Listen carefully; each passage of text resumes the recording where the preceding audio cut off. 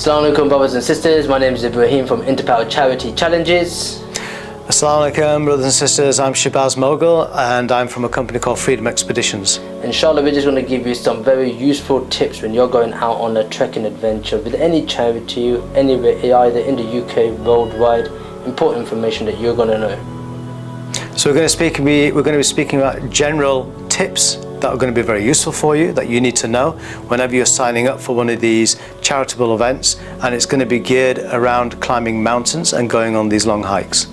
Okay, we're going to talk about clothing, exercises and group work for now, inshallah. And we're going to be speaking about akhlaq, respect. Inshallah. So assalamu alaikum again brothers and sisters. Many of you have going to go to trekking on your first time. It's going to be exciting and you're really looking forward for it. You've been raising a lot of money for your charity, and I have seen people come in crazy uniform, crazy dress code conditions, and that's one thing we want to talk about. Really important is getting the right clothing. The last thing you want to be doing is climbing a mountain in slippers, shalwar kameez or whatever it could be doing, and I have seen it, it's happened. And some people don't see it as a big issue. They haven't came prepared. They haven't thought about the problems that can happen. So Brother Shabazz, if I can bring you into this conversation, one of the things that people like to do and ignore is footwear. Yes. Can you tell us something about the importance of footwear, difference between trainers? Obviously we can't be wearing shoes, but what's the key factors that people need to know when they're walking, the importance of footwear? The most important thing about footwear is make sure that you have a good walking boot. You can get them from many different stores. You don't have to spend a lot of money, but as long as it's got a nice thick sole, it's got a good ankle support, and preferably waterproof, then it's all season. You can go autumn, spring and summer as well. They're not very heavy, which is also good, because the heavier the boot, the more difficult it is to climb up a mountain as well. The most important, well, like I said, it needs to be waterproof. Now, some people will go with trainers.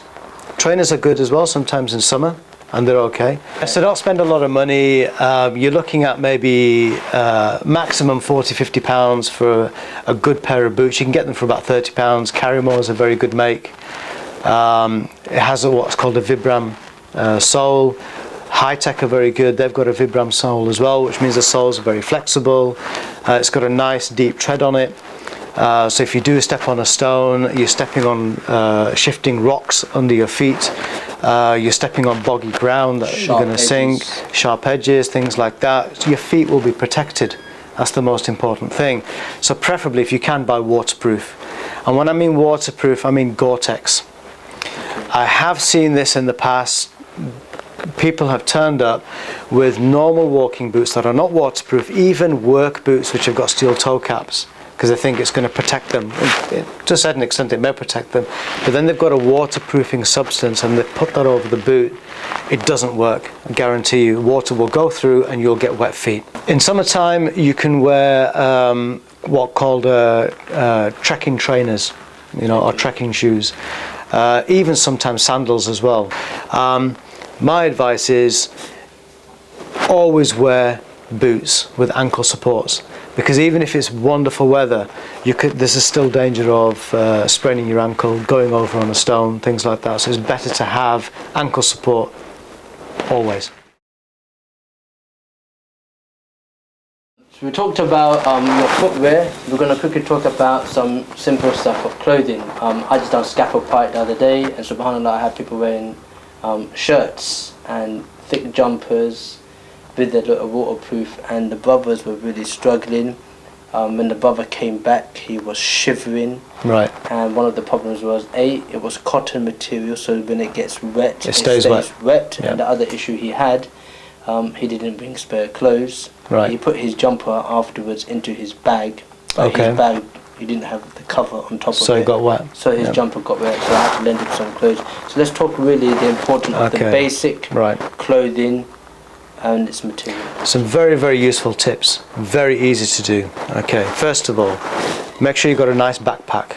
Okay, so the backpack has shoulder straps, and it has one that goes around your waist as well. Okay, if you don't have a rain cover, all you do is you get a bin bag. You put the bin bag into the backpack, and you put all your belongings into the bin bag. Keeps everything dry. Okay, first tip. Second tip, don't take big thick jumpers with you. Okay, the best thing you can do is buy a base layer, bottoms, for your legs or for your torso, a top.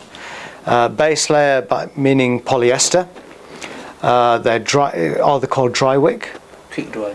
Or quick dry. Yeah. Very, very. They don't cost a lot of money. They're about maybe £5 or £7, something like that, for a top. So if they get wet, they dry within 15 minutes, half an hour tops. Yeah. If you end up falling into a river, 45 minutes, an hour later, they'll be dry. Or if you decide to go for a swim, they'll be dry in no time. Absolutely brilliant. So put one of those on. Second thing is, instead of shirts or cotton materials, like big heavy jumpers and things like that, you can take cotton materials with you, but on top of your base layer, what you do is you take maybe 2 or 3 t-shirts with you, or long sleeve, maybe 2 t-shirts and 1 long sleeve top, cotton top, as well as your base layer.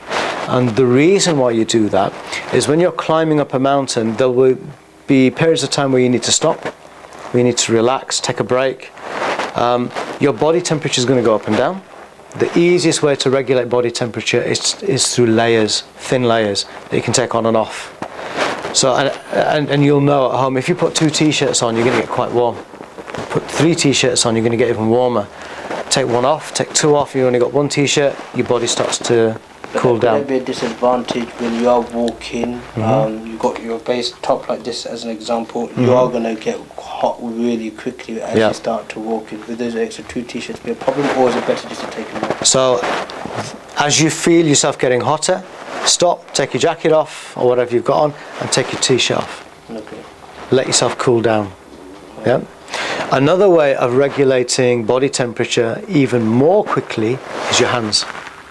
Okay, so take a good pair of waterproof gloves with you, and if you find yourself getting really hot, before you start taking your t-shirt off, take your gloves off. Okay. Yeah, scientifically proven. There's lots of videos on YouTube where you can see this actually happening.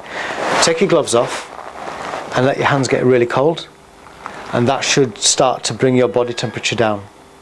Okay, if that doesn't work, if you've got a hat on, take your hat off. If you're still too hot, then start taking the layer off. A t-shirt or maybe 2 t-shirts, whatever you've got on underneath. The worst thing you can do is have a big heavy jumper or a shirt, because a shirt's got buttons down it. You need clothes that quickly take off and quickly put back on again. Okay, so when you stop for your lunch or whatever it is, for a 5-minute breather, you start to get cold, put a layer back on again, put your clothes back on again, and that raises your body temperature again. And you're the best judge of that, because you can regulate your own body temperature. So to recap, the main things that you need are a good pair of walking boots, preferably waterproof with ankle support and a good thick sole, a base layer, the quick drying base layers, very cheap to buy, bottoms and a top, usually just a top in the UK, a couple of t-shirts so you can regulate your body temperature. You need good waterproof jackets and trousers. The ones that pack away into a small pack, because you're not carrying extra weight. They're very, very good. Sometimes a fleece as well. You can buy very light fleeces for about £15, £20 maximum. Very good, so you can pack that away. It gives you an extra layer if it gets really cold. Gloves, hats, scarves are very good.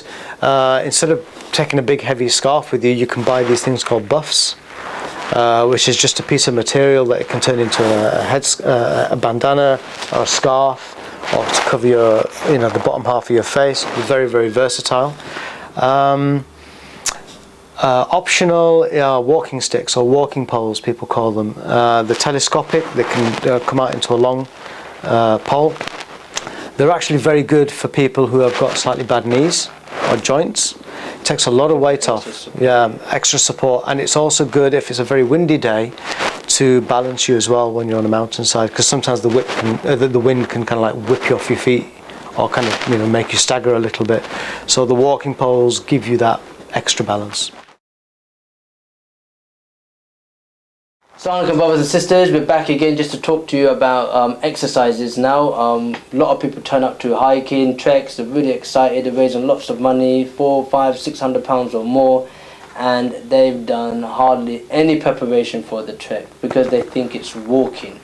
It's not walking for 1 mile, 2 miles like to your local town. To your Absolutely school. not. No, you're walking for probably about 4 to 10 hours depending on the treks that you do. So it's really important that you get some good fitness exercise. Brother Shabazz, some advice on that? Yeah, some very good tips. If you normally when you're walking, the muscles that tend to go are the muscles in your groin area, your hamstring, and your calf muscles, and sometimes your thighs as well, your quads, and they're the usual ones that go. Very, very good tip, very good exercises, squats. If you do squats, you start off with maybe 5, and then if you do them once a day, and you build up, maybe add an extra 3 or 4 every day, whatever you feel comfortable with. And so you can either, maybe we could demonstrate? Yeah, bismillah. Yeah, so there's 2 ways. So when you're climbing up a mountain, you're going to pull some muscles, or there's a potential pulling muscles. A very good exercise that you can do in the comfort of your own home are squats. There's loads of videos online that you can use, but I'm going to give you a demonstration of doing squats with a chair and without a chair. So what you want to do first is have your feet just slightly wider than your shoulders, facing forwards. And what you're going to do is hold onto the back of the chair, and you're going to sit down as if you're sitting into a chair yourself. And what you're going to do is with these squats, your backside is, you're going to push it out, and you're going to squeeze, and you're going to go as low as you can and keep your back straight and upright and look forwards like this. And then you come back up. Very simple. Okay, so you see, I'll do that one more time. And then back up again. And you do that very slowly, so it's all about the technique, so you do that slowly. And without a chair, it's exactly the same motion, but you're not holding on to a chair. That's just if you need that balance. So again, you're going to come down and then back up again. Very simple. You do that 5 times a day. So you're building up from 5. You're building up every time you do the squat session in the squats, you add a few more, and then inshallah eventually you'll get to the point where you can do roughly 150 squats in one session. We're going to be quickly talking to you about some important points about when going out as a group. A lot of the time people can get angry, waiting for the slow people, somebody's got injured and you're waiting at the top, and that can, really affect the whole environment, the whole atmosphere, the whole group spirituality on the day. And the whole point of doing a lot of these charity challenges is simply to help your charity raise that money and everybody to have a good time. So Baba Shabazz, if we can tell some really important advice for everybody, inshallah, to make sure they've started the trek and ended it hopefully in the best way. Well, when you are signing up to do a challenge, I'm assuming that the first thing in your mind is to help the most unfortunate, the unfortunate people that you're trying to raise money for. Sure. So for example, Gaza, Syria, whatever it might be in the world, you're thinking of them. So the first thing you should do is make the correct intention. So your intention must be correct.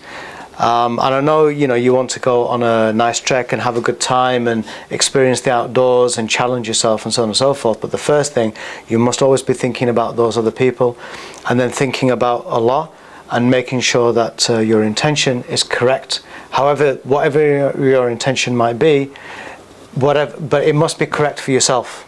You must be doing it for the right reasons. Inshallah. Okay. Now, whatever event you're signing up for, as long as the group organisation is correct, you'll be part of a group. You'll never be left by yourself. Sure. Which means that you're always with a group of other people. And that's partly for your own safety, it's partly for logistics, a whole number of reasons.